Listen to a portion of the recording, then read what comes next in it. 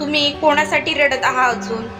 त्या व्यक्तीसाठी जे आता खूप खुश आहेत त्यांच्या लाईफमध्ये, त्या व्यक्तीसाठी ज्याचं नातं फक्त वन साइड होतं, त्या व्यक्तीसाठी ज्यांना तुमच्याबद्दल काहीच फिलिंग नव्हत्या, त्या व्यक्तीसाठी ज्यांनी तुम्हाला खूप हर्ट आणि दुःख दिले आहे, त्या व्यक्तीसाठी जे नेहमी तुम्हाला इग्नोर करत आले, त्या व्यक्तीसाठी ज्याच्यामध्ये तुमच्याबद्दल काहीच रिस्पेक्ट नव्हती, त्या व्यक्तीसाठी ज्याचं आता लग्न होऊन ते खूप खुश आहे. मला माहीत आहे हे सगळं बोलणं सोपं असतं, पण तुम्हाला यावर मार्ग काढावा लागेल, उपाय शोधावा लागेल. गेले ते गेले, त्याचं लग्न झालं, तुमचं काय? तुम्ही काय देवदास बनून राहणार आहे का आयुष्यभर? स्वतःचा विचार करा. इथं कोणी कोणाचं नसतं. तुमचं भविष्य तुमच्याच हातात आहे.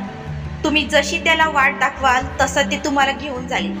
आपल्या आई वडिलांचा विचार करा की त्यांना किती त्रास होत असेल तुम्हाला असं डिप्रेशनमध्ये गेलेलं बघून. त्यांच्या मनाला किती वेदना होत असतील. यासाठी तुम्हाला एवढं मोठं केलं का?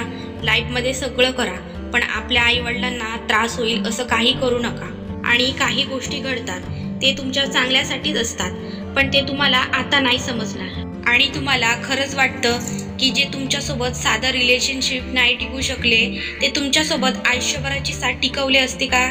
कधी कधी असं असतं ना, आपल्याला जी गोष्ट आवडते ती आपल्यासाठी चांगली नसते, पण फक्त आपल्याला आवडते म्हणून ती आपल्याला पाहिजे असते.